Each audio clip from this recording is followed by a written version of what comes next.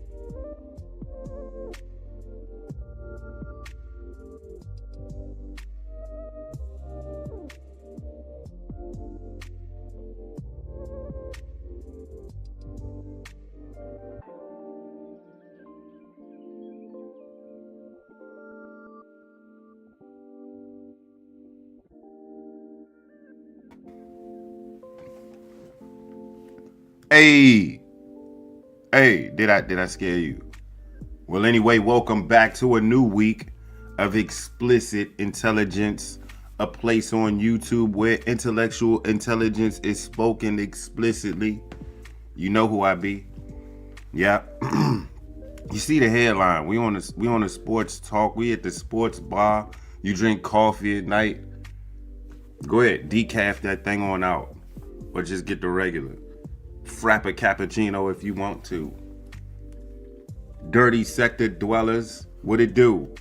Internet land dwellers, Cello. Day ones, explicitors. What do we call it, day ones, on this podcast? What do we do? The explicit ones. I like that. The explicit ones. Yeah. Everybody that's day one of this podcast, man, we gonna call you an explicit one. We got, I've been touring like YouTube. They give out badges for subscribers. Speaking of subscribers, we nabbed a couple more subscribers. Thank you to the new subscribers that came to the Explicit channel. The only channel that intellectually dwells explicitly. I know he doing too much, bruh. It's allergy season.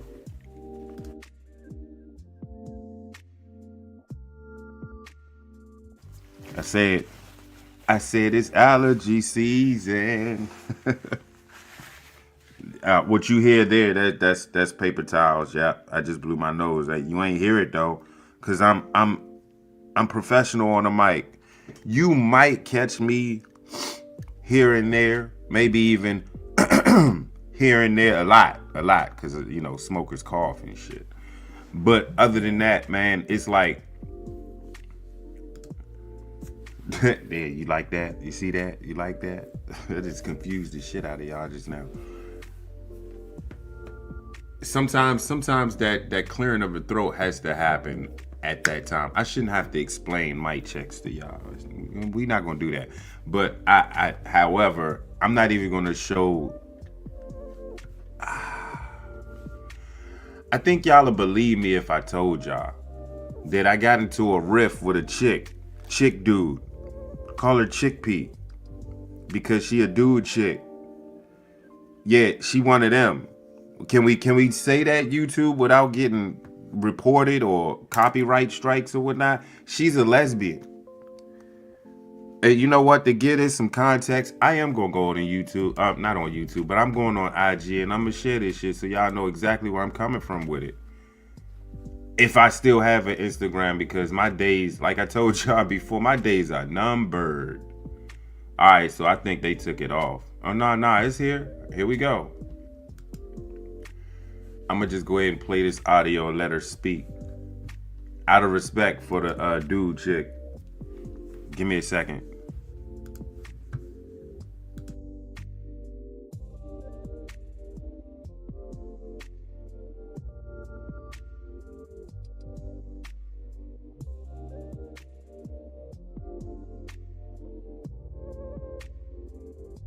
So I told y'all I was in a riff. Let me go ahead and share the screen. Pull this joint up real quick for y'all. Yeah, we got you, bruh. I got y'all, man. I don't know if I could give y'all a full screen on Homegirl. What I can do is give you this.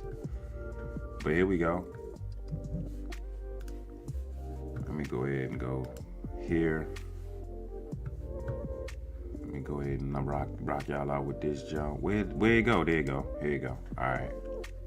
Not okay. No. Oh, you was passing. Oh, trick. Oh, trick, like trick them on. Yeah, you passing trick on the strap. That is. And it took the main joint to tell me like I gave something to her to make me like see like it was me, like I'm the problem. But it had to have been the bisexual joint that I was dealing with because trick come from niggas. That's what I'm saying. That's why I don't like bisexuals. I don't have the time. You can pass STDs on them joints. So my situation, having that I'm using that specifically and I'm using the back of it to rub and all this stuff. Okay. I didn't catch anything. Okay. The strap had it. Okay. Even if you wash it. Even if you can't, nigga. If you caught chlamydia, you gonna wash it off? I'm saying on the strap though, because after you porous material. After you use it, it's like skin. I mean, but after you use it, aren't you supposed to clean it up, sanitize it? So nobody ever told you to change it. Nope. So you just a lot of them would say you got a condom. So you just throw a condom on it. Mm-hmm. Wow, I'm learning so much today.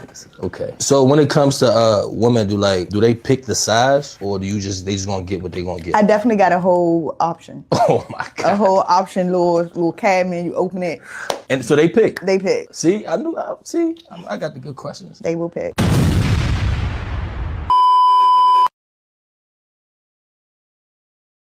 I was passing around trick. Okay. Not okay. No. Oh, you was passing. Oh, trick. Oh, Trick, like trick among us. Yeah. Passing trick on the strap, that is. And it took the main joint to tell me like I gave something to her to make me like see like it was me, like I'm the problem. But it had to have been the bisexual joint that I was dealing with because trick come from niggas.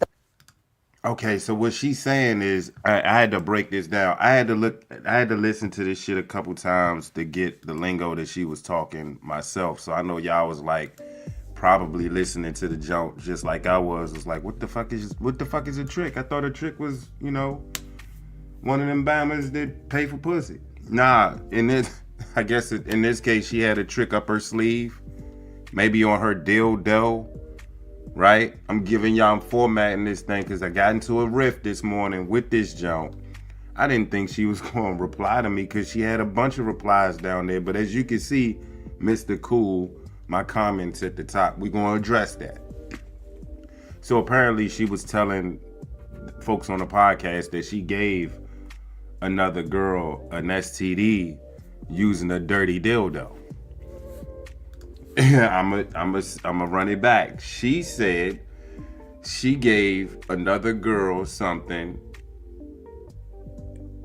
by using a dirty dildo, basically. She got to explaining what happened and how the homegirl told her. So when she say trick, she's meaning the STD. Let's continue. STDs on them joints. So my situation, having that I'm using that specifically and I'm using the back of it to rub and all this stuff, I didn't catch anything. Okay. The strap had it. Okay. Even if you wash it? Even if you wash, you can't, nigga. If you caught chlamydia, you gonna wash it off? I'm saying on the strap though, because after you porous material. After you use it, it's like skin. I mean, but after you use it, aren't you supposed to clean it up, sanitize it, so nobody ever told you to change it? Nope. So you just a lot of them would say you got a condom. So you just throw a condom on there. Wow, I'm learning so much today. Okay. So when it comes to women, do they pick the size, or they just gonna get what they gonna get? I definitely got a whole option. Oh my God. A whole option, little cabinet. You open it. And so they pick. They pick. See, I got the good questions. They will pick.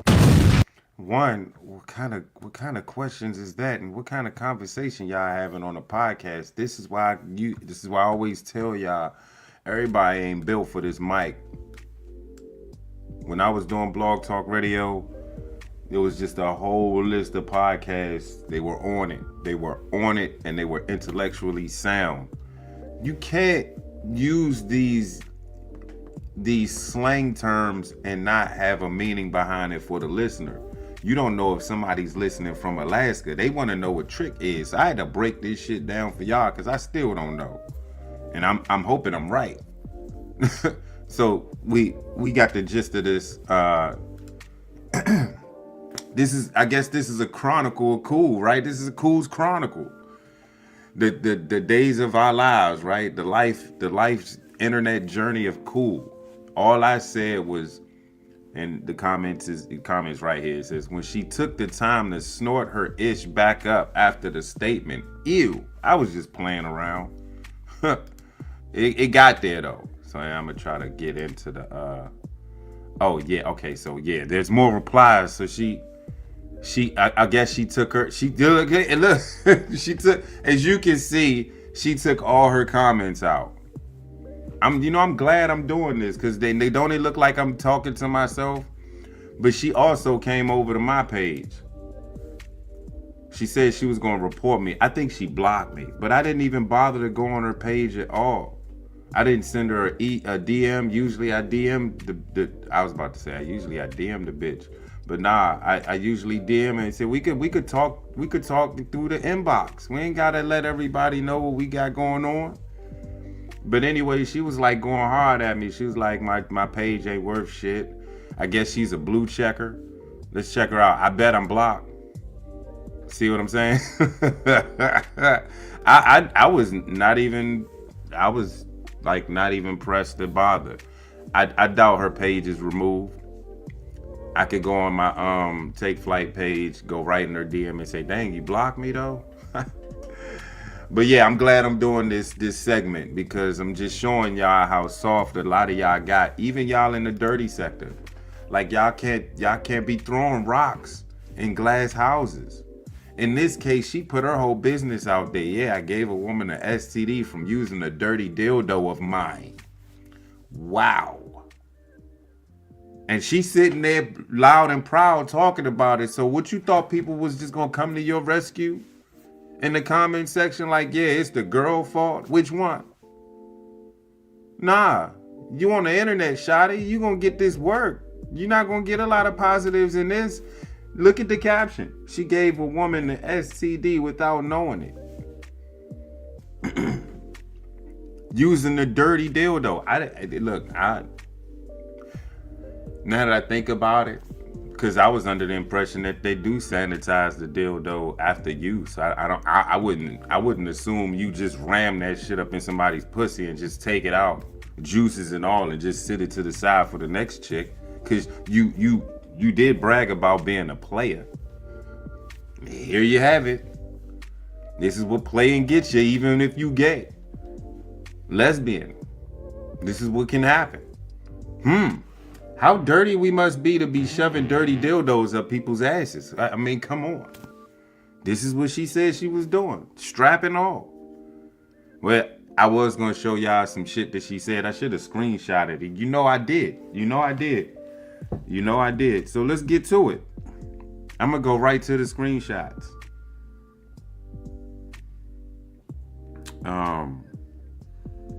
Let me scroll up a bit. This is funny. You know what? I did screenshot the Jones. I know I screenshotted the Jones. Yeah, I did. Here you go. So what's her name? Her name is Viet. Look, you know what's funny? The girl that gave the woman the STD without knowing it. You know what her name is? Her Instagram name is Vita Venom. Vita Venom. VEET. You can go on her Instagram and comment on her shit and tell her Kool sent you.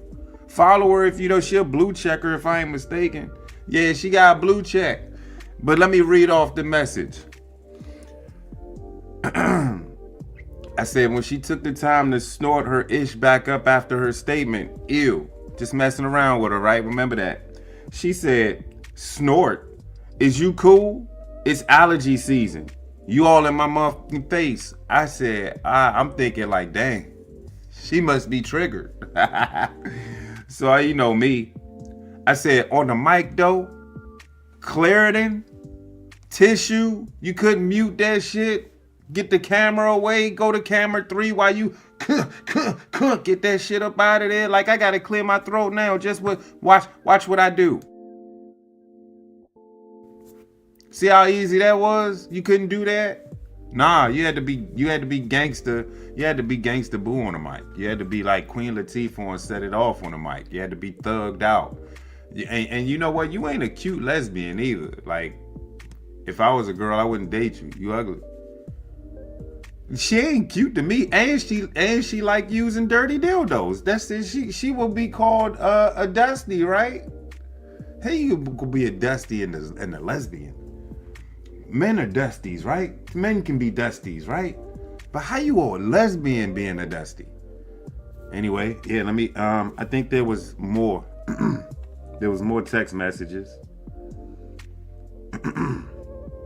So she went to my page, and she said. A whole page dedicated to posting random people and talking shit about them. A whole page centered around a nobody. Wow.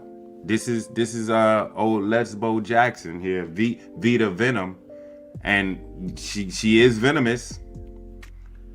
I said, oh, you the weird one that got the blank messing around without protection. Damn, you so dirty you gotta give your dildo a condom. Yikes.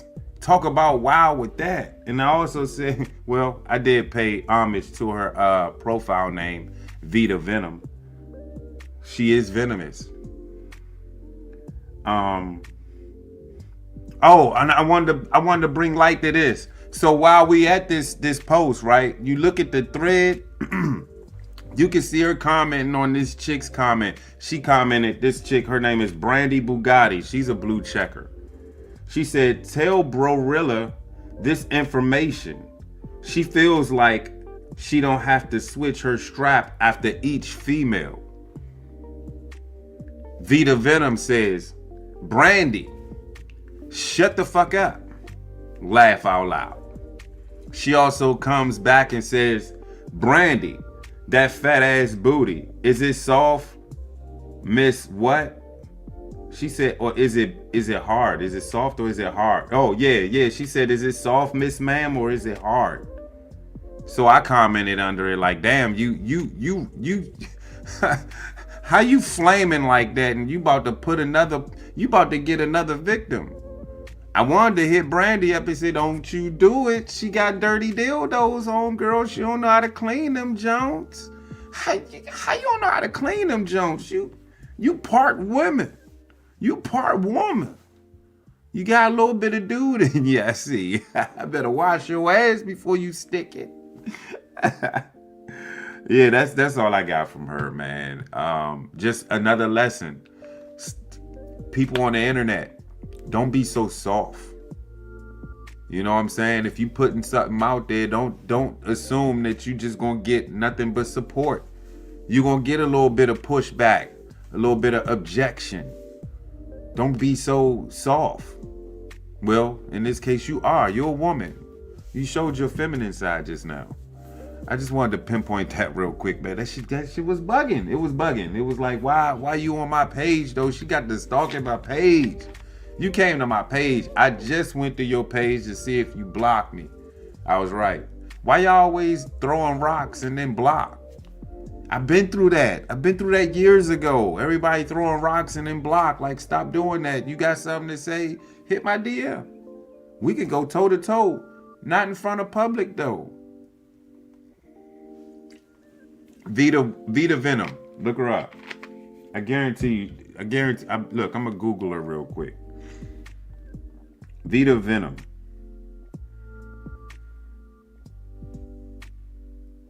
Hold on, there. Vita Venom. Oh, damn. See, Kelvita? Who the fuck named you that? See what happens when you mess with a troll?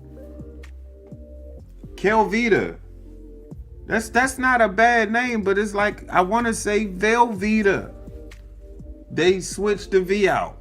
Kelvita. She's still available. I'm clicking her page now. I can't get to it because I'm under my account. Yeah, look, I know she blocked me. Let me stop, man. Let me stop. Yeah, man.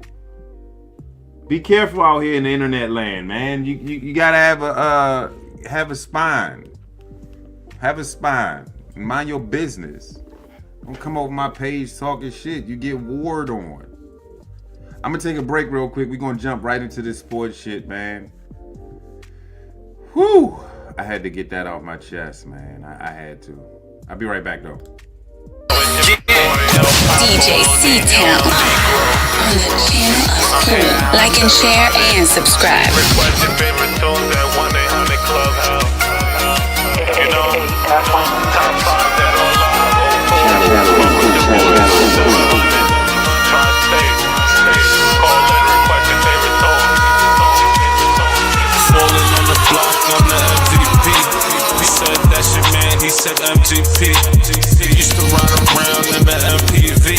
In the real world like MTV. If you getting money, then invest in me. Niggas round the way try to envy me. Mad cause my jeans cost is MPC.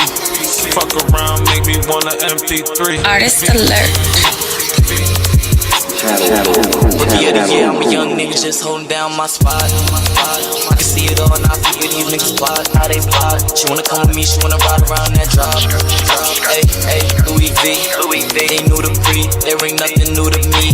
Blue face like roses, go get it, I'ma go get it. Fans with me a pole grip, I still do the dash, I'ma roll with them.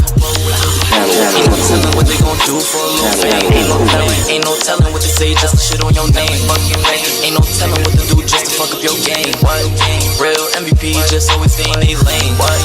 Hey, blue skies, night vibes, they feed into the lies. All they asking is the how, they won't never ask why. We finessing, keep finessing, that's just how you gon' survive. On the channel of Kool. Like and share and subscribe. It's just how you gon' survive.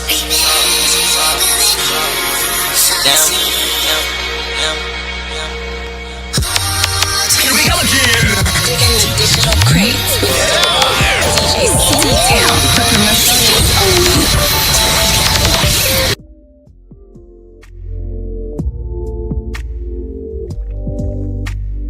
All right, this shit. You thought it was gonna be a lunch break, huh? We getting right back into this shit, man. Shout out to C-Town with the quick email with the banners and shit. That's what I'm talking about, bro. It's like Gary Payton and Sean Kemp with the Lizard. Where's my I need my I think this is it. We gonna see if we on the court when I snap my fingers like, yeah, we on the court with it. And yeah, hey, I'm not gonna bore y'all. We laid out some videos that I wanted y'all to catch up to, so let's catch up to it. This is a feud among YouTube feuds, and if you're a part of internet land, you done seen it a time or two. I'm trying to talk like I'm from B-More and shit. What am I doing? Remove that. Add that. Like, if you hit me one more time with the when, I put that right there. Anyway, if you've been watching YouTube, you know, I think that's like the culture. You got to beef on YouTube. Y'all know I probably beef with a bunch of platforms in my day. Ever since 2018, I'm sure. I had a subliminal war with another platform problem. I remember it was a platform, what is that? Supermo? Hate Squad. They named their whole organization, their whole platform was named Hate Squad. They were based around just hating on shit. They just hated on everything they wanted to. Never made sense to me. They had some dude though. They all followed this unknown character named Supermo. This shit is wild. I'm getting reminiscent. This is how far I go back. Hate Squad used to hate on her platform, and her used to hate on Hate Squad. So they used to battle back and forth, doing content, taking subliminal shots at each other. And then there was Tariq Nasheed versus Dr. Umar Johnson. There was Dr. Umar Johnson versus Sarah Sutin Seti, the infamous fake phone call. There was there was Hassan Campbell back in my Hotep listening 2 days. I used to be on YouTube listening to all the Hotep shit. Who was beefing? What's that dude named Sadnetta used to beef with the dude Poopy Pants Campbell. That was a beef, a YouTube beef. Let me give y'all something you may know. The whole entire manosphere, specifically the black manosphere, if you're a Red Pill affiliate, Red Pill listener, internet land dweller, you know exactly what I'm talking about. The whole black manosphere was beefing with Pearl, also known as Pearly Things. That was a YouTube riff. Another YouTube riff. Let's just throw one from out of nowhere. Hey, I just go with the one that's recent. Corey Holcomb and Anton Daniels, they're rifting. It always happens when they meet up in person. There can never be a platform to platform meet up, greet up, and cool up. No one has any chill no more. Everybody on one, ready to throw one or shoot that, bust that. It's crazy. Shit, you're Recklessville, USA now. I've been, real quick, I noticed my algorithm is showing me more fights. I'm like, I never asked for this. Why are you showing me more fights? I never liked the fight. I never like looking at fights. I don't like looking at ass on the net. I don't look at internet hoes. I skip right past them. I wanna laugh. I wanna look at interesting shit like Nature Jab. Have y'all heard of him? I'm gonna do a podcast. I'm gonna do an episode on Nature Jab. Protect that man at all costs. Nature Jab is an inventor of fuel for your automobile. Like he's powering up. I think I just saw him power up a Rolls Royce. Don't shot out like it had gas, regular gas. This dude is breaking plastic down into a liquid and making it a fuel for cars. Look him up, Nature Jab. Tell him Kool sent you. Y'all don't listen to me. I be around. I be around looking at comments and shit, being in different YouTube spots, telling y'all to go sub to this Bama and that homegirl, looking at some of their newest videos, and I notice in the comment section is no Kool sent me. I don't see that. Can one person do that for me? Can one person out of the internet do that one favor for me? I tell you what, if you do, send me a screenshot. I'll go verify the comment. I'll hit your Cash App, I promise. If you do that. If you don't do it, then I just keep my Cash App. How much would you get? You gotta find out to do. You gotta do it to find out. So yeah, we talking platform riffs. We talking internet land beef. Watch who you beef with. Hey, I've been in a couple. I don't think we need to go back to memory lane with them Jones. What I will do is catch y'all up on a recent platform riff. But this beef for years. These guys hate each other, and they've known to hate each other for a while. So sit back, relax, grab some popcorn, smoke some weed, refill your glass of Hennessy. This video is a long one, but yet an entertaining one. Let's get it.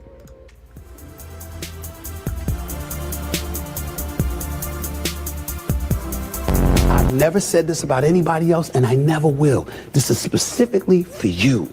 Fat bastard lie. Foul, despicable, disgusting human being that he is. Why do so many people hate you? They hate what I stand for. I have no interest in being relatable. I have an interest in being biblical. Stephen A. He's fraudulent. He's lying about his college basketball career. In 4th grade, got held back because they thought he was rich. I think he is the peak of the spear in sports journalism, whether we want to agree with it or not. If Matt Stafford was here, he'd slap the taste out of your mouth for comparing He won't get him far. to Trevor Lawrence. A lot of people looking at me and saying, Stephen A., you said you wasn't going to clap back. You wasn't going to say anything. You said when you went off on Jason Whitlock, over a year ago that you wasn't going to say much about it. But here you are, Stephen A. Again, I have been being attacked by this man for over a decade. And the 2 times that I have spoken about him are the only 2 times that anybody has ever heard me say anything. As I watched his interview with Cam Newton on Cam Newton's show, 4th and 1, what y'all are missing, whether it's Emmanuel Acho or it's Marcellus Wiley or others who I will get to, certainly Cam Newton, what you're missing is that a lot of people are looking at it and acting like this is about the business. Now, this is personal. Now, I'm not as personal as other people would be. And if you know anything about Jason Whitlock's background, you would understand. There's a reason you see his fat ass sitting in some cubicle somewhere, scared to come out, because he knows cats waiting for him. But he ain't worth it to me. Now, you would say, well, then why are you addressing him? Here's why. Because of what he has systematically tried to do to black people in this industry. But Bruh. Let's talk about that. Yeah, I'm not gonna let y'all get the whole video without me cutting in, barging in, talking my shit. Cause y'all know I don't like Stephen A. either. This Bama is trying to format this whole thing to make it seem as if Jason Whitlock has this whole ulterior motive of ending Stephen A., who's getting $100 million for what, 5 or 10 years? He's getting like $10 million a year for 10 years or some shit to be on the ESPN, to keep his receding hairline out there and screaming all day. People like that still. It was good for the first 2 years, but now it's boring now. And you got the big titty Joan up out of there. You got the white girl in there. She fine, but she ain't homegirl. What was homegirl name? I forgot her name that quick. I ain't like her at first, but you know what? You need homegirl back. Yeah, I think you need homegirl back. You need what the fuck is Molly? Stephen A need Molly back. It's the only way you're gonna get your numbers back up. He's self-proclaimed this #1 show having ass sports commentator. There's not a lot of sports shows out there, Stephen A. Hate to bring it to you, but a lot of morning shows that are sports shows are on ESPN. Your only competition, I guess, if anything, is Fox. I don't think nobody else watches any other sports channel for morning, coverage like y'all cover it. Y'all cover everything. We don't want specific NFL at a certain time. We don't want specific, well, I do. I take NBA all day. We don't want, we want a variety of sports. What happened last night? Y'all cover that. So that's the only reason why people come in and tune in to, what is it, First Take? Yeah, we tune in to First Take because it's there. I'm sure if there was another one, we'll give it a chance because, frankly, in my opinion, Stephen A, he old now. He whack. That screaming on camera, barbershop talk. Well, I don't even think we scream like that in the barbershops no more, do we? We talking about other shit. We probably talking about relationships now more than ever because, that's been the main trending thing to do right now. But Stephen A, bruh, formulating this junk that seemed like Jason Whitlock has this whole motive of ending you, that can't even happen. That's not even, you're that far up on the totem pole of Disney. I don't think that could ever happen. Because Jason Whitlock is so addicted and fixated on me, he's going to go after my boys. It's who he is. And then he's trying. Oh, hold up. So you implying that you see how he trying to drag defenders in? I need help, y'all. He try to drag y'all in, but I'm gonna tell y'all the truth about Jason Whitlock, but I need y'all to listen to me because I'm about to tell you the truth. See how he formulating this? They try to make it one-sided. He ain't being objective. To hide behind my quote-unquote bump my back. Hey, yeah, no, not bump your basketball career. Let's talk about your basketball career in which you don't have from Jason Whitlock's allegations. You never really played ball before Stephen A. And why is everybody letting him lie like that? I know if it was me, people would be like, hey man, cool, a liar. He lied. He say he played in the NBA. He ain't playing in the NBA. He ain't on nothing there, not a roster. You check Stephen A. I guarantee he's not on none of them damn rosters. He might be forged up there. Let me see. He played for Winston-Salem. I'm gonna go Winston-Salem State. Watch this. Watch what I do. Watch what I do. We're gonna do our own little university basketball roster. Yeah, let's go. Can we go 19? Let's go 19. Let's go 1989. Let's go 1989. Hey, give me a second. I'm doing a little bit of research. Men's basketball archives. Yeah, let's go all the way down. Come on with it. Nah, they not. I'm going to find out whether or not he made that. All right. This may help. This may help. Oh, you see, Wikipedia is lying. Wikipedia is lying. When did he play? We're going to find out now. We're definitely going to find out. Winston-Salem State. When did he graduate? 91. So let's say 87. Winston-Salem State. Let's say he played in 87. He either played in 87, 88, or 89. One of them years he blew his knee. Let me go back. All right, that's where I'm at. So I need to search. Give me a second. I need to search Winston-Salem basketball roster in 87. 1987. Wait, why is it not listed though?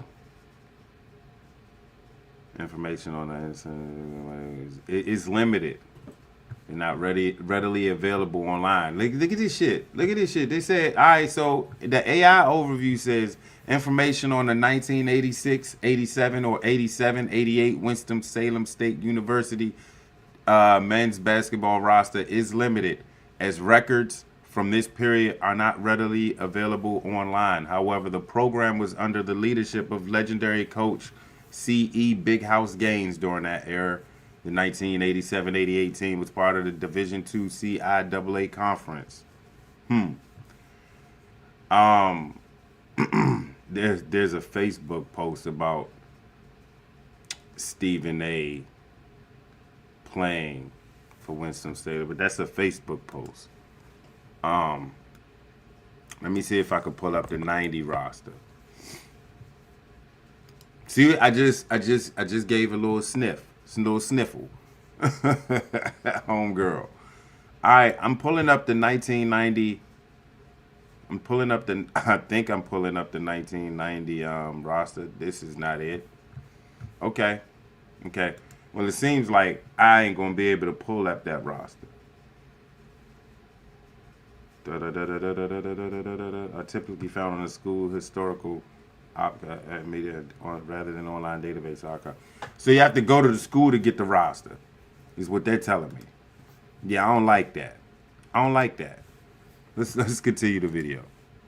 Bumped my basketball career. I didn't have one. Cracked my kneecap in half. Couple of months after I got there, it was over before it began, damn it. Who cares? I'm 58 years old in the business that you're in, and it's at the same time that you're in, smoking your ass. Smoking you. Excuse my language. You can't fuck with me, Jay. There's levels to this. And your ass is smaller than a cockroach compared to me. You're nothing. Hey, what's up with the hip hop anecdotes, bruh? Like, why is he trying to sound like a rapper? Why am I getting a WWE preliminary match feel with this? It's just weird to me. Why is he talking like this? Why is he so animated, aggressively animated? I don't like that. It's like talk regularly. Matter of fact, Stephen A., I guarantee you, call a man. Get on this platform. He's doing a show tomorrow morning. Call into that Joan and do a show with him. I bet he let you come in. Have a real discussion with him.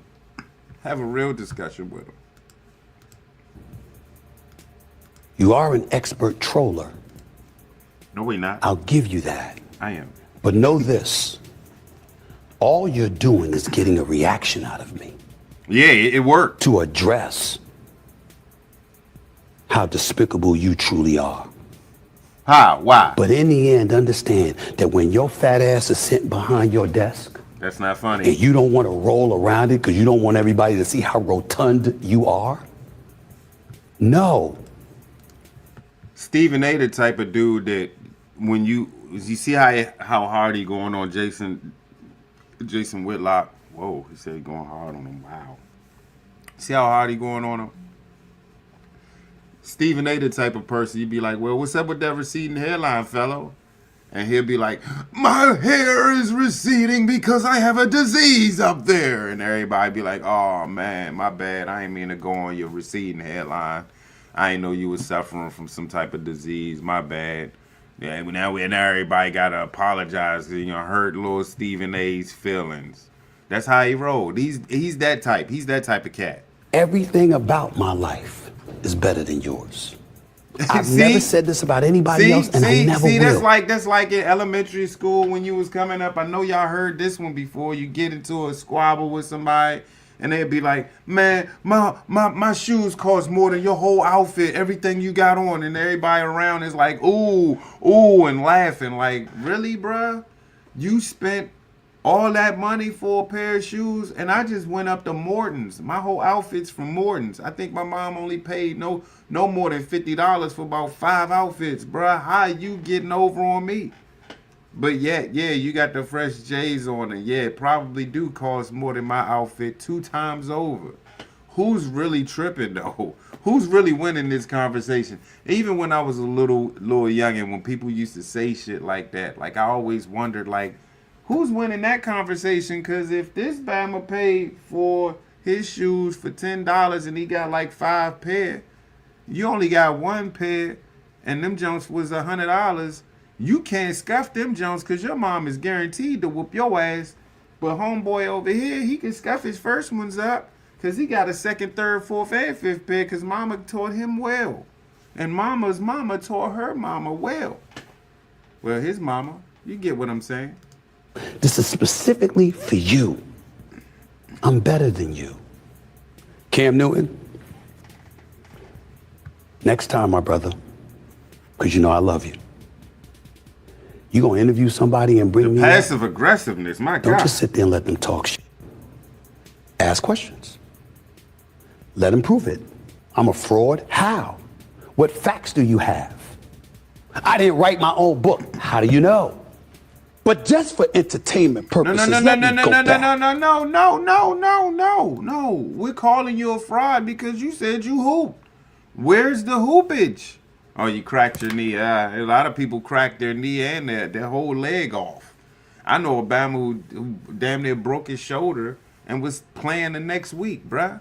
You crack your knee and you won't play ever again? Sound like a little lie to me, bruh. Fraud. To what he was saying about my basketball career. Yeah. Ladies and gentlemen, how many times have I said I tried? Yeah, you tried, all right. Somebody stood up there and said, he played and went to say, I said I tried to. I tried to. I grew up poor. I can assure you my parents couldn't afford to pay for my college education. How did I graduate from Winston-Salem State? How did I go there without having to pay a dime? It happened because I had a basketball scholarship. How did I get the basketball scholarship? Oh, I showed up for a workout. Well, you ever heard of the name Harold Funny Kit? Who drove me down from Queens, New York to Winston-Salem for a workout in the middle of the season because Clarence Big House Gaines, he called Clarence Big House Gaines and say, I got some talent for you. Get on the court and show me what you got. And I kept passing the ball. He called the timeout. He said, wait a minute. Ain't you supposed to know how to shoot the ball? I said, yes, sir. He said, well, then, God damn it, shoot the ball. And I went out there and I hit 17 straight 3-pointers. I repeatedly stayed.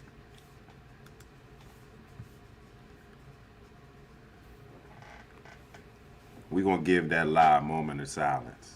Should we have to run it back? This is the lie he's been running with for a long time. I'm a hooper.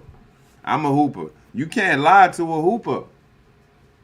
I could see non-hooper in him from a mile away. I can see it now. Look at him. Like, you know me. Y'all know how I do. I walk around. I be at work, man. If I got a piece of paper in my hand and that thing ain't making it home or back to the desk, I ball it up. And the nearest trash can I see, I'm going, Kobe. You know it. Yeah, I know it. You done it. You in the back, you watching. You've done it before. We all have done it before. If you had a paper ball in your hand, you shot that bitch. You missed. You picked it up. You went back. You tried it again until you made it.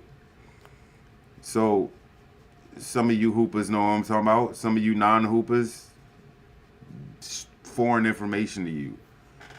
I want y'all to listen to Stephen A's story again, and then you tell me if it's true or not. He called the timeout. He said, wait a minute. Hold up. I tried. Somebody stood up there and said, he played and went to State. I said I tried to. I grew up poor. I can assure you my parents couldn't afford to pay for my college education. How did I graduate from Winston-Salem State?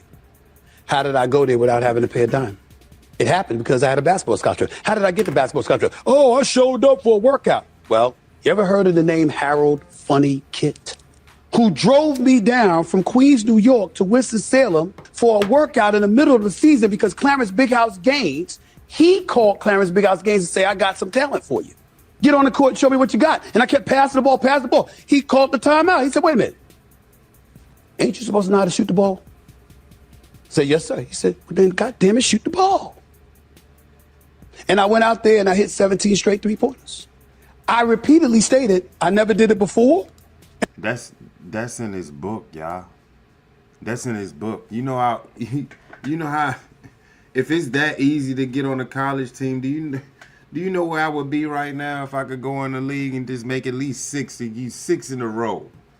And all of a sudden, mid-season, the coach is going to say, offer this black kid a scholarship. Now, this whole thing is going to force me to buy this motherfucker's book just to read these lies that Jason Whitlock has already exposed. I think this is why he's so aggressive and so upset at Jason Whitlock, because Whitlock said it when he did his expose. He read his book and he had questions. And he's always had questions by the way he rolled. Stephen A. rolled funny. Like a lot of them Hollywood A-plussers, they roll a little funny. Like folks in the NFL, Cam Newton and them, they roll funny. Folks in the NBA that got podcasts now. I don't understand how you got a podcast and you still play. That's weird to me. But yeah, they funny style too. You got to watch them. You know, baseball don't do that. I don't think, I haven't seen it yet. Maybe it is. I haven't seen a podcast with a current baseball player playing as we speak, go on this podcast after the game and talk about it. I've never seen that yet.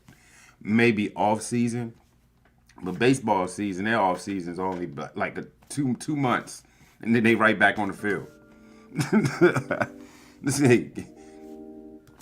These are the types you got to watch though, and I think Jason Whitlock represents a lot of us underground podcasters because he was once up there. Now he's falling. His numbers changed, viewership changed. He's trying to grow his YouTube platform. Of course, Stephen A. has a one-up on him. But quality, if we talking quality, bro, you got to look at Jason. And I never pulled it off since. That one day God was watching. How can somebody who proclaims to be doing God's work have a problem with somebody highlighting how a moment in their life involved divine intervention because they were able to do something they never did and they lucked up?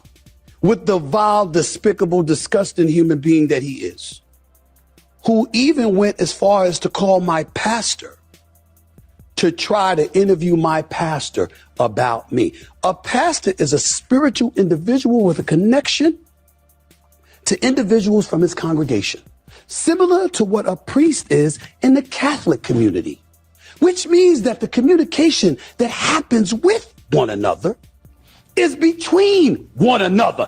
Everybody knows that. He doesn't care, bro? Ladies and gentlemen. He's on Blaze Me. Why you screaming, bruh? What's with all the screaming, bruh? Even when I get a little animated, I get a bit loud, but not loud to where you can't stand it. Some of y'all on YouTube yell entirely way too much. Like, keep it down. Your mic's right in your face. Some of y'all don't even have mics. Y'all speaking through a phone. Get the phone away from your mouth, please. Step back. Give it some space. Give it some air quality, please. Stephen A. This is why the thumbnail looks the way it does, with his mouth wide open. His mouth open for that for other reasons we're not going to discuss. Hey, Stephen A. Great representation. All you do is yell. It's got to be boring for you listeners, bruh. He talk about he got the #1 sports show in the morning. Ain't no other sports show in the morning. Shut the fuck up. Shut up. Go ahead, continue, bruh. Yeah. Isn't Glenn Beck running Blaze Media? Maybe I should give him a call and remind him of the things that Jason Whitlock has done. Maybe I should point to some of the demonic, evil, vicious stuff that he has done to me, Chris Broussard, Scoop Jackson, Jamel Hill, Michael Smith. List goes on and on. Maybe I should tell the people that he works with how people at PTI, pardon the interruption. When he used to sub there, they looked at him and they said, what's wrong with you? Why are you doing these kind of things to people all the time? Your focus should be on Jason Whitlock, not PTI, not Archo and Marcellus Wiley. Hey, you throwing names out there because you want defendership. You're not going to get it tonight. You're not going to get it over here. Your attention should be focused on Jason Whitlock because you couldn't wait. You could not wait for Jason Whitlock to mention your name again. And I'm not going to call him by his whole name no more. I'm going to just call him JW.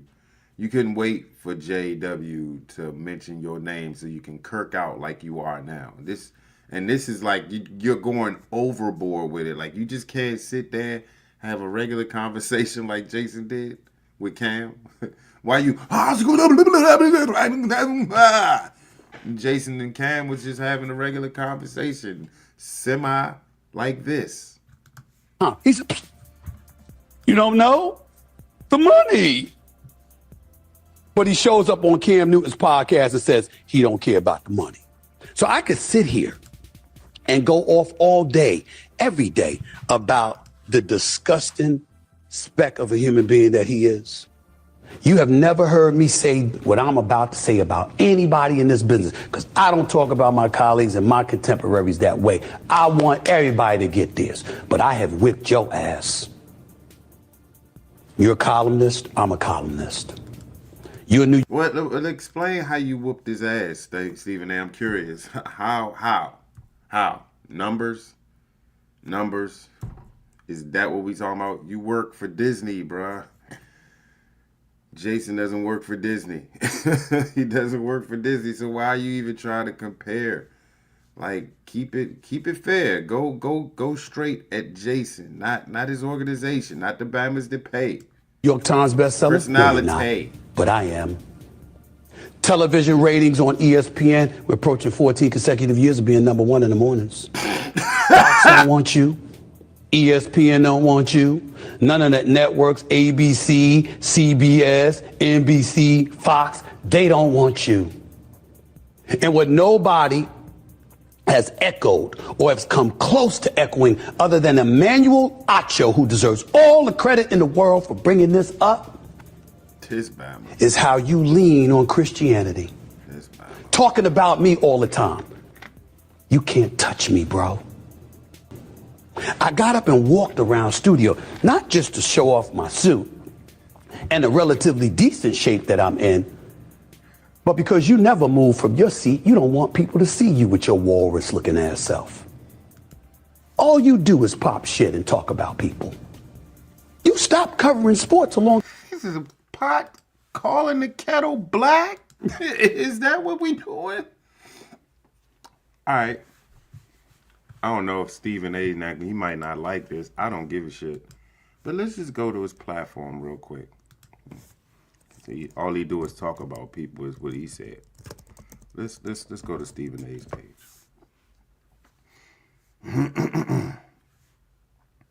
It says all he does is talk about people, right? And I'm gonna just pick a random. I'm gonna just pick a random video.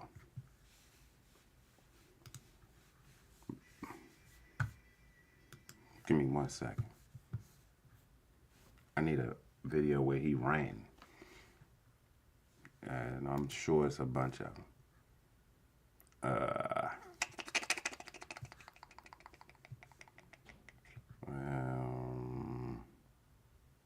Okay.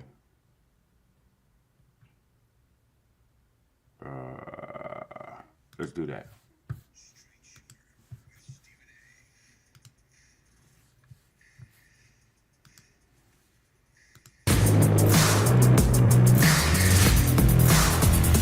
How are you feeling about your decision at the voting booth back in November of 2024? Inquiring minds want to know. Inquiring minds want to know.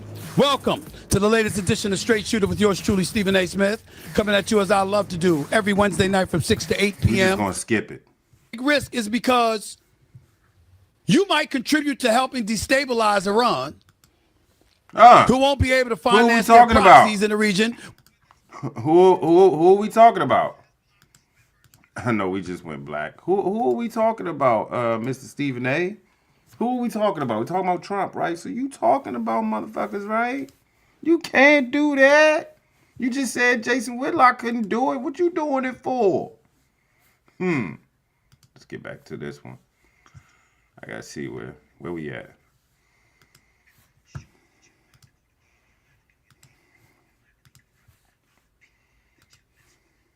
Business. You talk about how many careers you've tried to squash?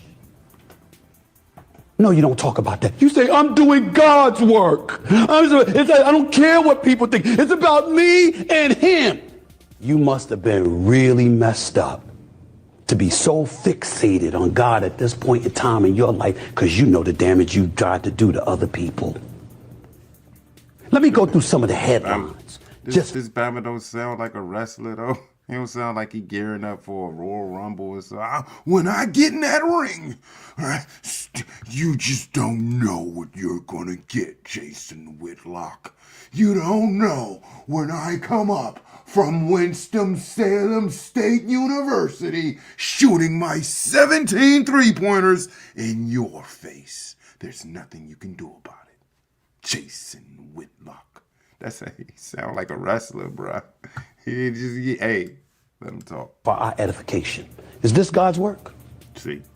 How Jason Whitlock is poisoning ESPN's Black Grantland. That's from an article in 2015. I would encourage everybody to go read it. It's on Deadspin. Jason Whitlock compares Black Lives Matter and Antifa. You just sound like you yelling out and you just crying out for help and you like, hey, look at what Jason Whitlock did. Hey, it's no secret this Bama's a conservative. Jason's a conservative. He's Christian. I mean, have you listened to his podcast? Oh, he talks about God all day. It's not a problem, right? It's not a problem to talk about God all day, right? Don't we want to talk about God? You get closer to God, right? Stephen A. he's pulling out all stops. Like he popped the trunk, and when you thought he was gonna bring out, he's gonna bring out that thing. This Bama pulled out a box of shoes, some used shoes. He trying to sell them to you for $20, $25. What you gonna buy these junk for? He talking about an old article that Jason written in the Washington Examiner about Black Lives Matter, Antifa to the KKK. Is he wrong? Should we read this article for shits and giggles? I'm sure he got some points in there that might be bangers. I mean, because look at Black Lives Matter now. We all know Black Lives Matter some shit right now, don't we? Don't we? I mean, where they at now? What's up with the Houston Hodeo? They hitting up there. They telling people to pipe down? Nah, because they had the same type girl. Not the exact girl, but they had the same type girl popping her booty up at the Capitol and shit. Y'all remember that video, remember? To the KKK. Wow. That's God's word. Trying to diminish and lower black people in our business because they're better than you. And you don't want anybody to see it that way. No, Stephen A. And if you're not broke, you will be soon. Royal Rumble. Because chances are... Hold up. I don't know, that's almost like a feminine trait, right? You digging in somebody else's pocket, Stephen A. Really, we pocket watching during a beef? That's like saying, hey, what kind of car you drive? I bet I drive a better car than you. Here we go with the elementary school shit. My whole wardrobe costs more than your house, or some stupid shit like that. That's what we gonna bring out, Stephen A. This is childlike behavior. This is childlike rebuttal. Why don't you just say, hey, Jason Whitlock, I challenge you to a debate on my book that I wrote. Let's do it. You got questions? I got answers. That's how this shit should have went down. And then you can take your pot shots along the way. It shouldn't have took a whole 10, 15, 20, 25 minutes to say a point about Obama that you know you don't like and he don't like you. Hireable. You have no ethics. You have no morals. But most importantly, for the purposes of this conversation, Jason Whitlock, you don't have a career that compares to mine. All right, here we go with that. I told you. I have never talked about that Here we go. in any way, shape, form, or fashion about any of my colleagues. I reserve it especially for your evil, despicable, trifling ass. We're living in an era where the people that know the least say the most. Jason Whitlock has made a career being a troll. I watched three men, Acho and the two other gentlemen, have a lot to say about me. Never met them, don't know them. They had the most to say. TJ Hushmanzada chimed in and was like, hey guys, I hear what you're saying, but the Jason Whitlock that I know and knew, he wasn't like that. I've never had a problem with Whitlock. The way that people have had problems with Jason, I never saw that Jason. The people that know nothing about me had the most to say. And they said that my criticism of Stephen A. Smith was because of jealousy. I'm not jealous of Stephen A. Smith. I don't like what Stephen A. Smith represents. He knows the least about sports and is being paid to say the most about sports. That does bother me. He's dishonest. That still has a 6-inch screw in it that I never took out. And I sat and listened to these three guys, or the chubby light-skinned guy, say, who cares if Stephen A. Smith is lying about his background in college and as a college basketball player? But you talking about he lied about his college basketball career. Who cares? Who cares? I'm from a different generation. Yeah, Jason, I'm from that same generation. Like, I don't lie to kick it, bruh. Ain't that a line from Friday? You ain't got to lie to kick it, Craig. Or wasn't that a Tupac song? You ain't got to lie to kick it to the tricks and the bitches. Out to take a nigga's riches. Remember that, Joan? You ain't got to lie to kick it. That was a rule. That was a street rule. Your street code. Be honest, bro. At least the streets taught you how to be honest, bro. Because honesty is the best policy. But if you lie and you get caught, you get dealt with, right? Yeah, at least the streets taught us a little bit of that. Well, I don't know what streets y'all came from. Y'all was probably from the treacherous streets where you're lying to get you by, but lying to get you fucked up where we were. But, yeah, we don't lie to kick it, Craig. I mean, if this Bama told you that he dunked on Shaq, would you believe him? No. He told you he shot 17, not 3, not 5, not 10, not 15.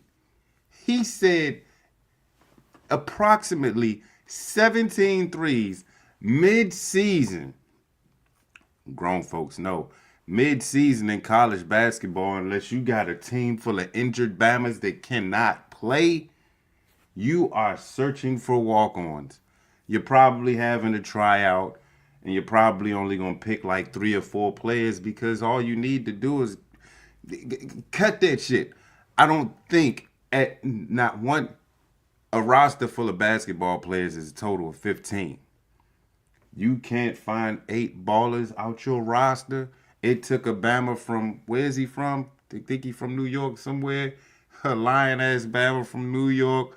Random trip, mid-season in the snow, scrimmaging with his folks, knocks down 17 threes when the coach of Winston-Salem say, hey, I heard you shot 3-pointers. We'll shoot the goddamn 3 then. And he shot 17 straight to give him a scholarship. That makes sense to y'all? And if it doesn't make sense, we're not supposed to care? Is that the rule? Is that how things supposed to go now? I tell y'all, because I know a lot of people that lied on their credentials to get far. I know that people lie. I know of people who lied on their credentials to get in high places. I'm going to start lying on my credentials. Yeah, I'm a scientist. A man's word used to matter. His entire reputation was based on his words. All I have in this world is my balls and my word, and I don't break them for no one. People understand. That's the mentality of men of my generation. We laughed at, ridiculed, and destroyed liars like Stephen A. Smith. Yeah. But now that we live in this very feminine culture. Yeah, look, man, I remember, and I'm about to pull his name up. He about to be mad at me if he ever listen to this junk. Moochie, I'm about to talk about you. Yeah, I grew up with this band named Moochie, right? Moochie used to play. Moochie was pretty good in basketball. He was very flashy, though. And don't let 2 or 3 girls come up to the court just watch it. You know what the girls do. The girls make you play out of your mind, i.e., Jordan Poole. So every now and then Moochie will start smelling himself and he'll start just like trying to get aggressive with you. You look and you laughing because you know if you get aggressive with Moochie, he's gonna fuck around and play hurt somehow, some way. So you give it to him back and all of a sudden he like, you can't hit me hard like that because my back, man. I had surgery on my back. Nigga, you 10 years old, you ain't had no surgery on your back. See the type of lies we had to deal with? Or he'll come back, you don't see Moochie for about 2 months because he balling somewhere else. He ain't wants none of the comp up at Rogers Heights. He over there at Blade Rec. All of a sudden he coming back, he got some new moves and shit. He balling with the other fellas, the older fellas, and all of a sudden he testing his gangster with us. So he say he was training with somebody or something. He lies. I was over there playing with PG Jaguars and shit. PG All-Stars. I was starting. They was in the tournament. I scored 30 points. You ain't scored 30 nothing because you won't get a bucket in this jump out here. Check ball. 4-on-4. Roll that jump whole court. You don't get no buckets. We know those type of athletes that lie on their game. I remember there was a couple people that used to lie on the podcast, said they had a lot of money. Just because they donated a lot, all of a sudden they had a lot of money. People used to assume that I had a lot of money because I donated a lot. Nah, I just recycled the money y'all gave me through donations. I'm lying. What is the lying for, though? Especially in Stephen A's case, like, why are we lying? I mean, eventually, when you lie like that, you're at the top of the world. Somebody that know you from some other old neighborhood from back in the day gonna be like, you know this nigga lying. You know he lying. That ain't playing for no Winston-Salem. He was in the Glee Club. He wore sweaters around his shoulder. He was Carlton Banks. That Bama wasn't balling. Matter of fact, when he was trying to ball, he was on the side sitting by my sister because he liked her. But she ain't like his goofy looking ass. Y'all talk about that hairline. That hairline was receding when he was 17. Nobody was hollering at Stephen A. That's why he's so aggressive with it now, because he got the bread. He's on top of the world when it comes to sports. When you mention sports, you gotta mention Stephen A. somewhere, right? Let's be honest. So he got that. So now they at the top. He looking at everybody else like, y'all ain't nothing but peasants to me. And if I'm not, and if you not a peasant to me and you above my level, at least we both getting paid, right? We on the same team. We rich. He always exuded like arrogance to me, and I ain't like it, man. Even with Molly, he's coming in, yeah, my suit. Yeah, I got my suit and shit. And used to say Archo and them out for not wearing the suit to the show. Shut the fuck up. Cut your hair. Join the club, bruh. You bald, man. You might as well be part of the ball gang, bruh. But you know what? You're not invited. Because you're in denial. We need folks that's not in denial. Cut that shit off one time, surprises. I bet he'll never do that. He gonna hit us with, he's the new age James Brown. Not James Brown. Ha! Not that James Brown. I'm talking about the Fox 5 James Brown with the headline back there. Yeah. Go figure. Continue. Man's word doesn't matter at all, and you would have three men sitting around gossiping about a man that they do not know and pretending like the man that's a pathological liar, he's on the higher ground because he has the most money. I watched three men stick their noses up Stephen A. Smith's rear end. You sound like a hoe. I think this was a lowball move. You will not see Emmanuel Acho, I believe, responding to any Jason Whitlock tweet ever. It's a lie. It's an exaggeration. It's Emmanuel Acho sticking his nose up. Yeah, I ain't really messed with Emmanuel Acho, bro. Didn't he play for the Commanders? He stinks, man. He stunk as an athlete. He stinks as a journalist. Didn't he bust peanut butter can joint? Jason, what's the joint that was just got in trouble for busting off? Not Molly. She kind of like Molly though. What's the little freak joint at Fox that was smashing off all the athletes and the boss? Got the little case going out. I looked the name up. But yeah, he just did the expose on that joint, peanut butter cans or some shit. I'll look it up. But yeah, man. Screw Acho. I ain't got no words for him. Stephen A. Smith's rear end for clout. Men that have been completely emasculated don't care about truth. Speak easy. How about speaking the truth once in a while? Yeah, I'm glad we're having this conversation, you and I especially, because it's therapeutic. I think it's really crystallizing for me some of the machinery that was at play, some of the moves, the mechanisms. This lawsuit brought a lot of things home for me that I never thought of. So for you, the thing you didn't know was that Acho and Joy were plotting for our show. That takes a different level of pull. So I've always known that Acho and Joy Taylor allegedly, in rumor mill, were romantically involved. Well, damn. Well, how about that? Oh, y'all see the video? You could click it if y'all want to. Check it out, man. Look, I'm gonna take a break. I'll be right back. I gotta drop some kids off at the pool, man. You know what I'm saying? I'll be right back.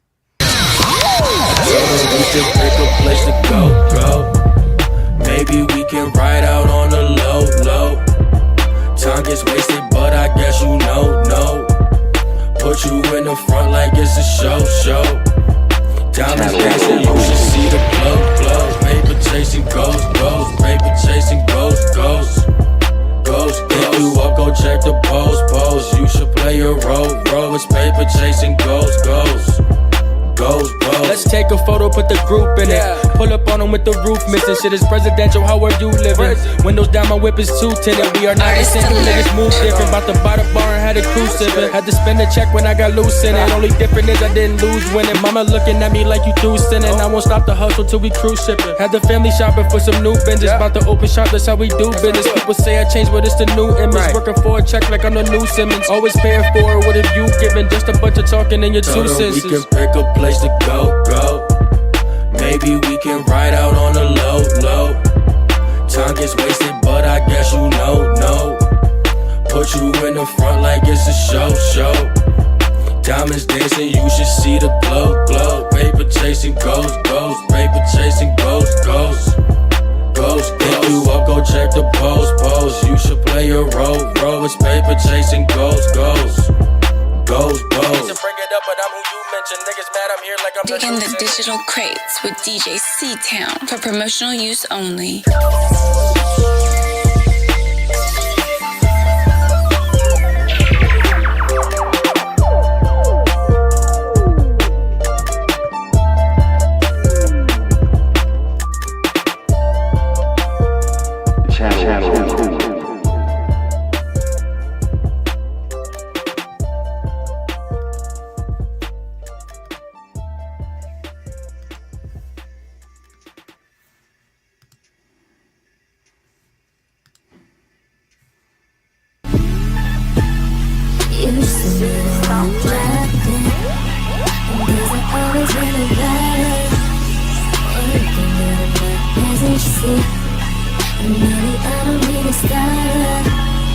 So get your misery, let's see.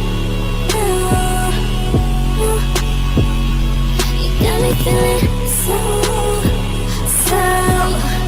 good.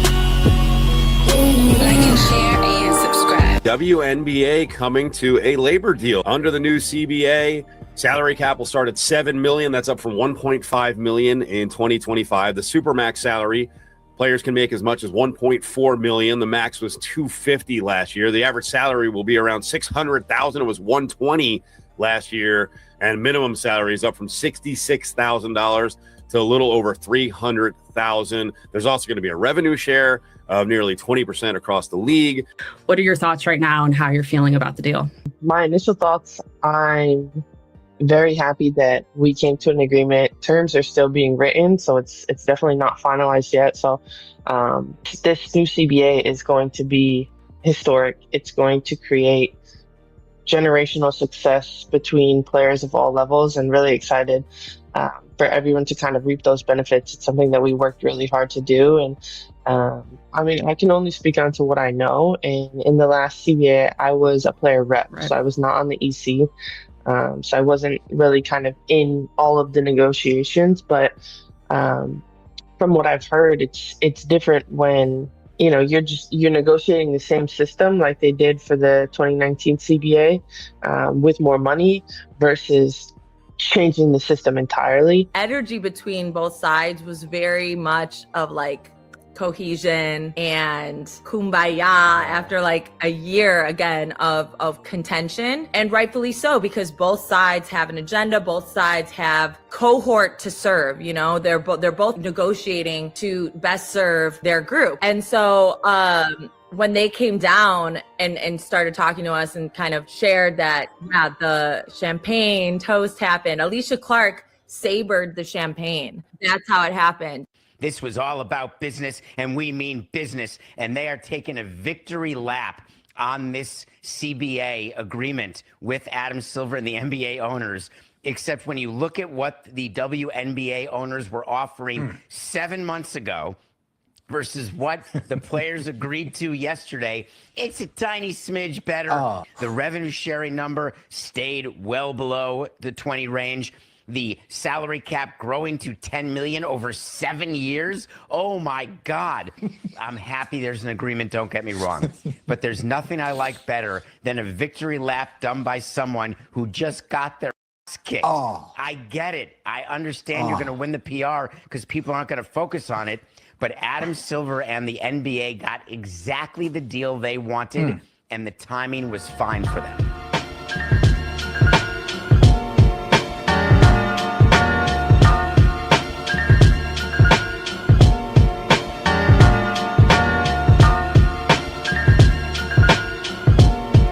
You know, we're here because we're talking about the result of a verbal agreement, but Robin, I have to tell you, this journey has been well worth it.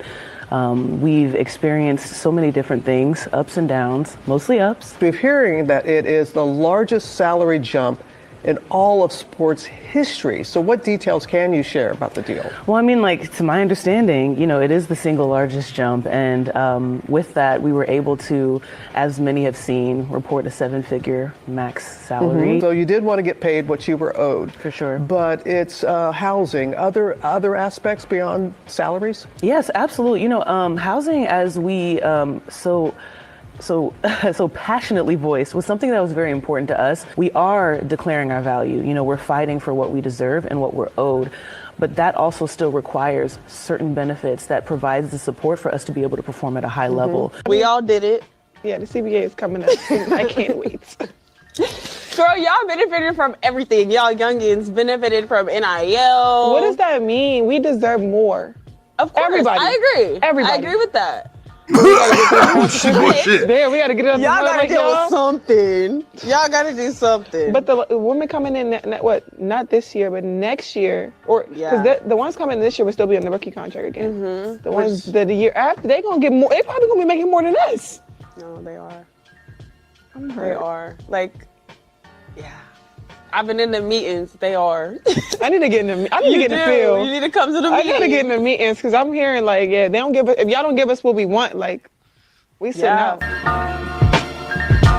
Damn. Look at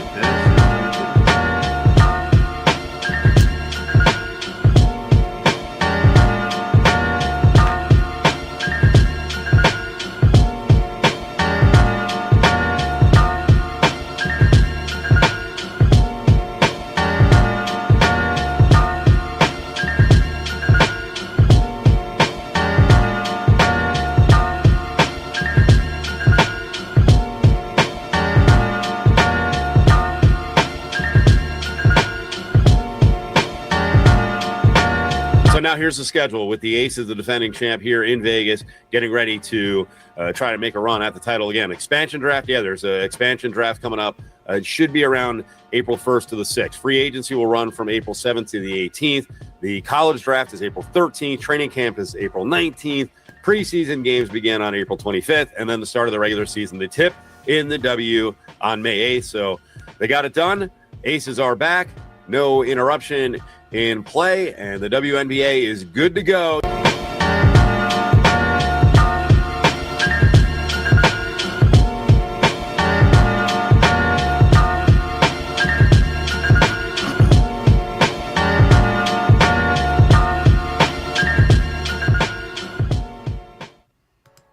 Yeah, well, imagine. Oh, no, we're not imagining anything.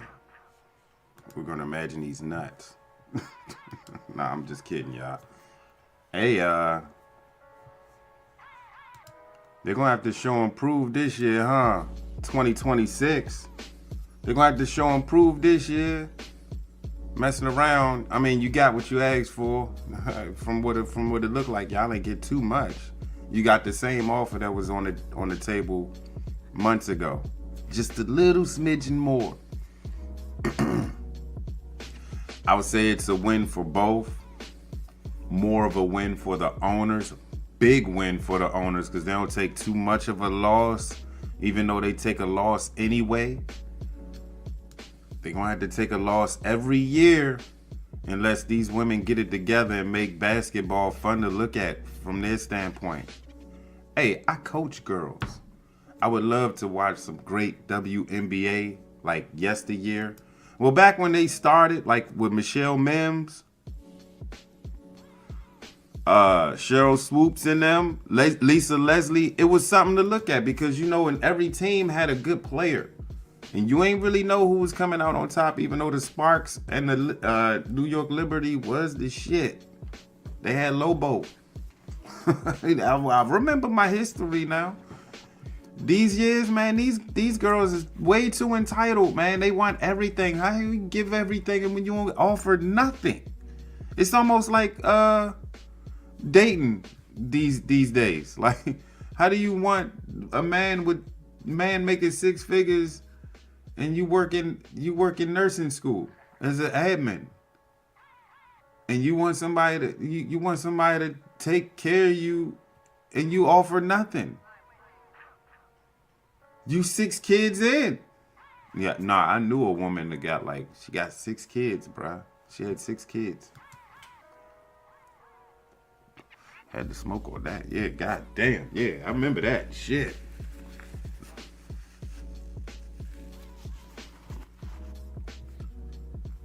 You see the level of play on in the WNBA, you like, God damn it, do they deserve that? Well, I hope they're happy. We have a league. I do have a question though. I asked, did they cave because they know the season was approaching and they didn't want to be looked at as failures? Like y'all going on strike and y'all knew that the owners really didn't care. They don't lose in the strike. They just don't have a season. They could fill the gyms. They could fill their facility with something to make some bread throughout your season.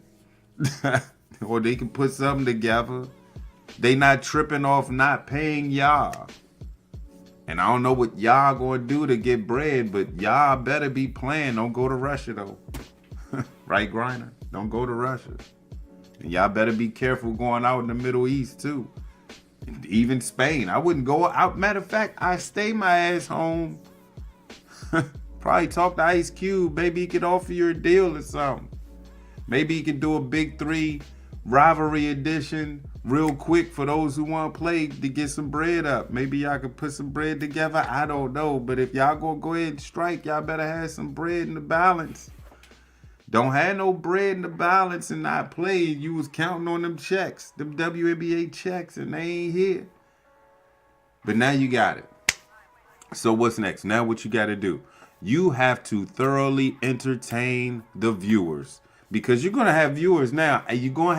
I'm going to sit here and watch the Titanic either sink or float and go.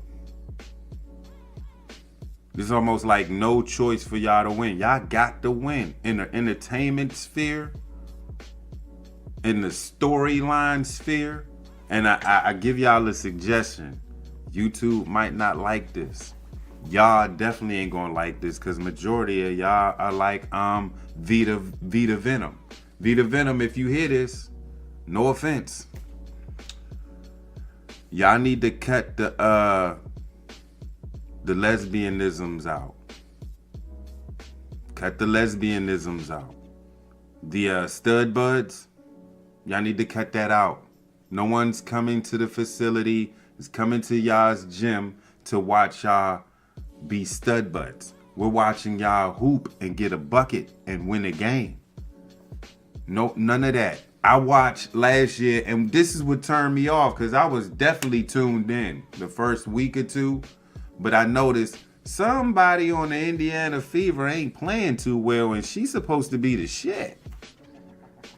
Then come to find out, she was mad that she was traded from Phoenix away from her girlfriend to Indiana to possibly win a championship with Caitlin Clark. They was stacked over there in Indiana. It was the team seemed like it was put together for a run last season. But DeWanna Bonner was like, oh, I don't want to be traded. I ain't want to leave my girlfriend. And magically done.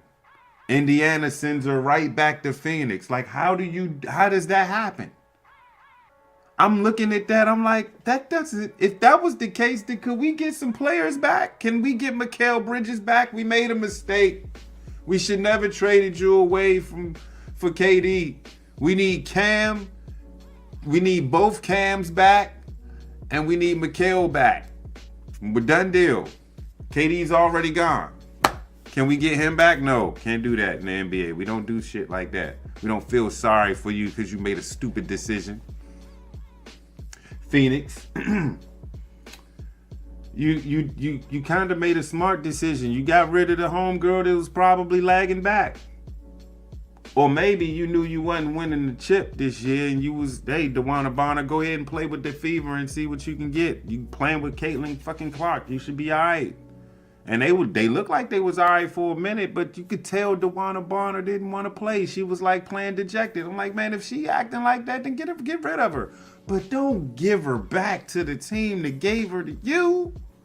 You giving her what she want. I mean, I would have shipped her ass so far to Washington.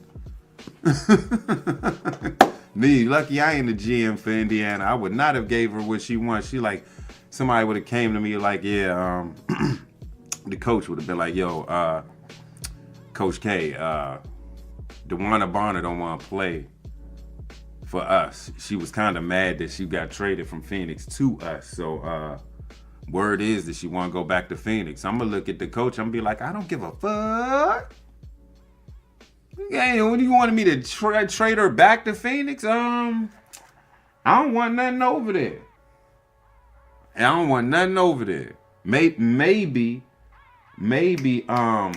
what's her face? The big girl. Look, I was just playing 2K. I was playing with her.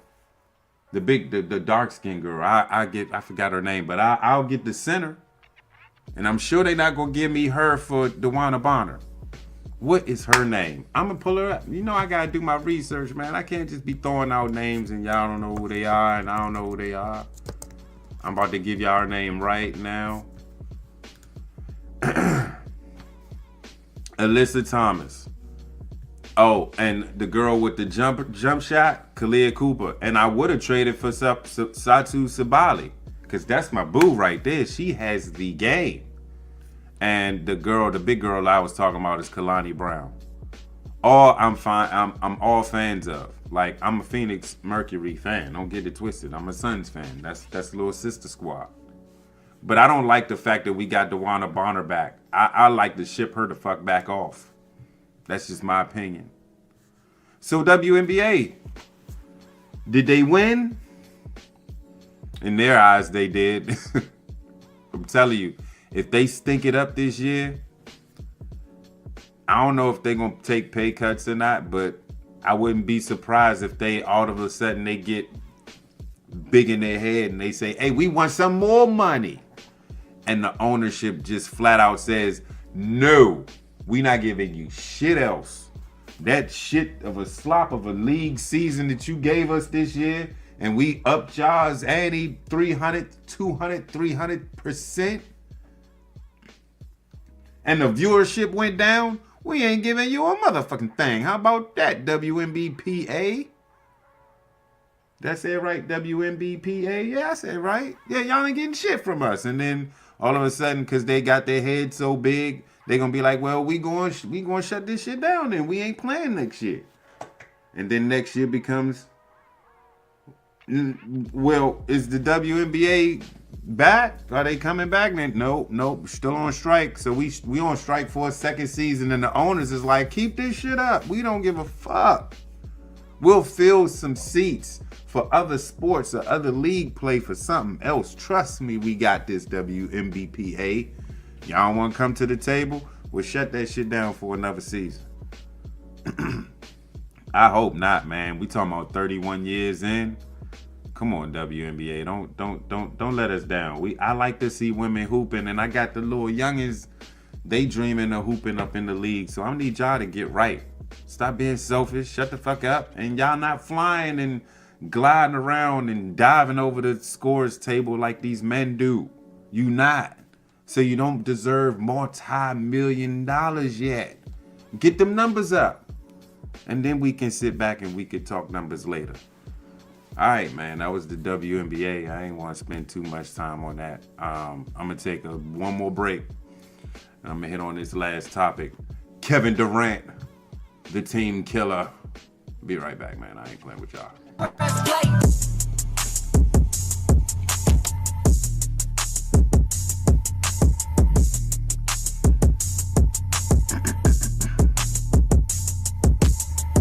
Channel.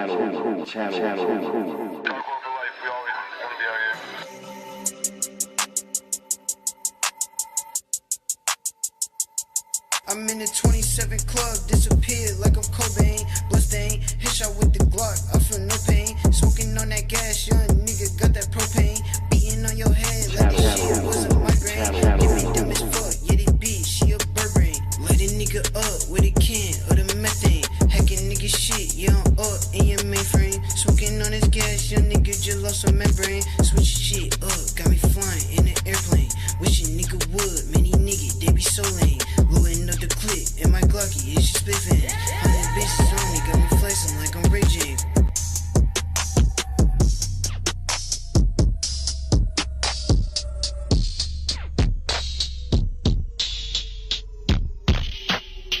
I got the dog world shit on the money, yeah.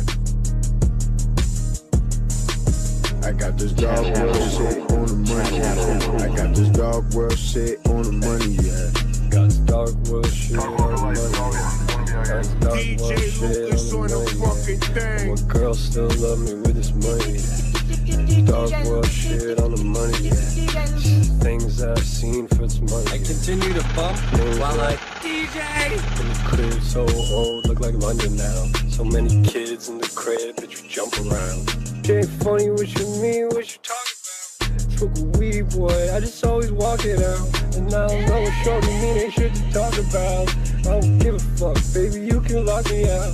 And I'm still an old punk, I keep rocking out. I told my mom in 10th grade I was dropping out. I yelled DJ every time the beat dropping out. I should've never hit the bleep, I really lost it now. I got this dog world shit on the money, yeah. Just because your man is lit, it ain't your money, yeah. And I know you won't front if I ski it, yeah. And I know you gon' be mad if I see your ass. Hey, shorty, look, I ain't never heard of you. How you saying that you G, but I know that pussy lose. Couple me, we be rich niggas soon. I got 2 bad hoes, couple hundreds on the shoes.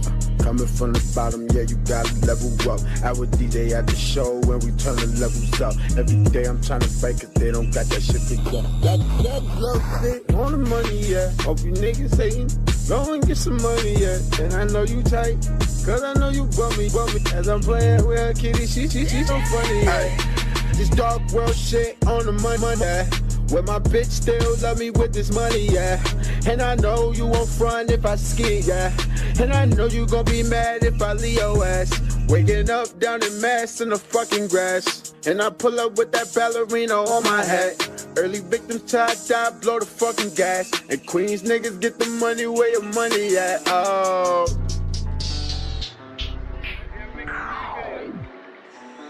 Damn, son, where'd you find this?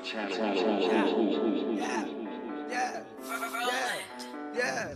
You don't want no smoke. You don't want no smoke. You don't want no scope. I stay too icy. Your girlfriend, she like me. Shouts out to OD, just like me. Shoot it, that's likely. If I got my Nikes, then I'm taking your wife. Like, I'ma be enormous. I'm gorgeous. Tyrannosaurus in the forest. Fucked it up on purpose. Chasing the baggie. I don't do no addy, but my hoes do addy. Call me daddy. Call me papa.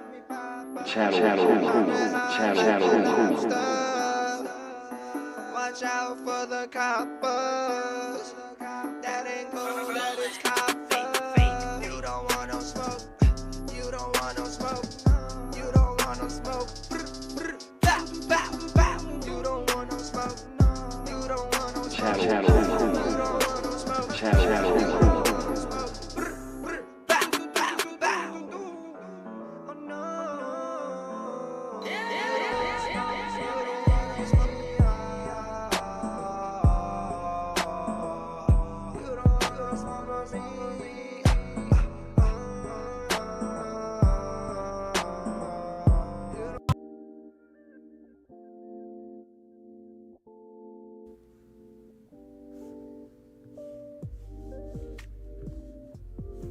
Hey man, welcome back to Explicit Intelligence, a place on YouTube where intellectual intelligence is spoken explicitly. Yes, I be that dude. You can also call me KD if you knew my middle name. But I'm not talking about me. I'm not a team destroyer. That's the question of this segment. Is KD a team destroyer? Is he? Is he? Is he? Is he? Well, let's look at the track record. He had an RA squad with Seattle. I'm sure if he gave Seattle two to 3 more years with Westbrook, Harden already left, right? Give it 2 to 3 more years, OKC would have had a chip already. This would have been their second ship. Last year would have been their second ship. I'm only giving them one because I see how KD roll now. We all see how KD roll now. He would have got the ship for OKC and been like, you know what, it's boring out here. I need like Miami. I need like New York. I need like, I want to say LA, but LeBron over there. I want to be somewhere where I can have my own legacy, my own team. I had that already. I'm confused. What do I do? So, assuming that he won in OKC, but he didn't, what did he do? He ran over there to Golden State. I mean, come on. These Bammers already had him on the ropes 3-0, and then Golden State came back and beat shit out of him next season. He ran right over there. So just imagining, like, after that season, he said, you know, I'm going to stick it out for 1 or 2 more years. And then that following year, like the very next year, they playing Golden State again. They sweep them. And then they win the championship. And then here it goes. We might be talking contract year maybe with KD, free agency. He might say, you know what, I'm out. OKC has been real. Off to Golden State he goes. Wins a ship. Boom. Wins another ship. Boom. No, didn't he lose that, Joe? KD got 2 rings, right? No, he got 1, right? Man, let me see. I am tripping. How many rings does KD have? I'm tripping. I thought it was 2.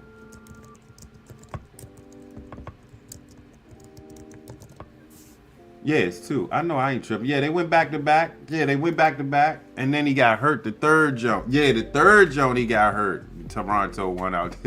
When Toronto went out that jump, got an upset. And then KD skedaddle. Where did he go? He didn't destroy Golden State because, again, they were already set. He was just an added piece. He rolled out, and then Golden State eventually won the championship again without him. He ran over there to Brooklyn. Didn't win. When he left Brooklyn, destroyed Brooklyn. Brooklyn still picking up the pieces from that KD trade. And that Kyrie trade. And that Harden trade. Brooklyn went all in. They said, hey, we pulling all up. Just give me the bucket full of emergency money. Give it to all 3 of them. Work it out, y'all 3. Hey, you want another coach? Hey, Steve Nash, they love you. Come on over. Yeah, they don't respect you, though. I don't even know. I don't get Kyrie. And then COVID, oh, shit. Steve Nash can't coach. Oh, shit. Hey, you just finding that out? Oh. What happened? Harden skedaddled. KD skedaddled. Kyrie skedaddled. Where did he go? Where did KD go? Man, went to Phoenix. Ooh. Ran over to Phoenix, and what did we do? We got the bucket full of emergency money, and not only did we get KD, we got Bradley fucking Beal too, which looked good on paper, and I ain't even gonna lie. They were the reasons why I got 2K25. Damn, bars, right? Because I said I got to play 2K with KD, Bradley Beal, and Devin Booker, and my favorite, Bo. I got to play with Bo, KD, Bradley Beal, Devin Booker, and just puzzle piece the rest of the players, and I won the championship with 2K with that roster. Then what did KD do eventually? Ran over there to Houston. But did he destroy Phoenix like he destroyed Brooklyn? Nope.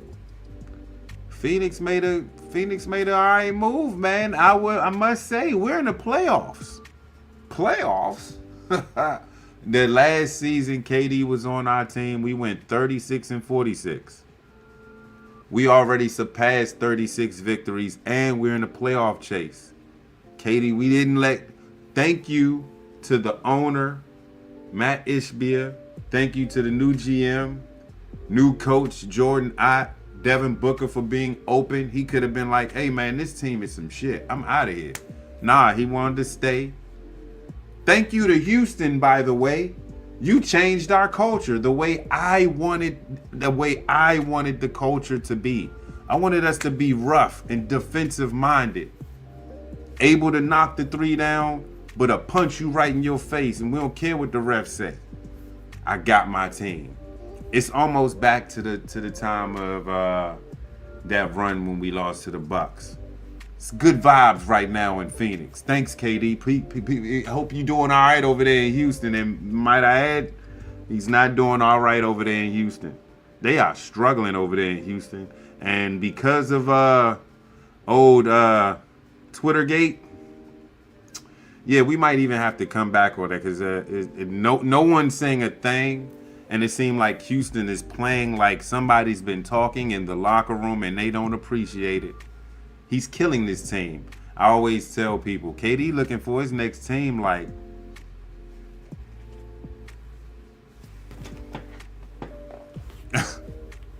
I'm telling you, my whole thing is, who's gonna retire this man's jersey, and who is his next destination, and will it be the last? Because he got one more destination in him. I'm telling you, he is not gonna finish with Houston.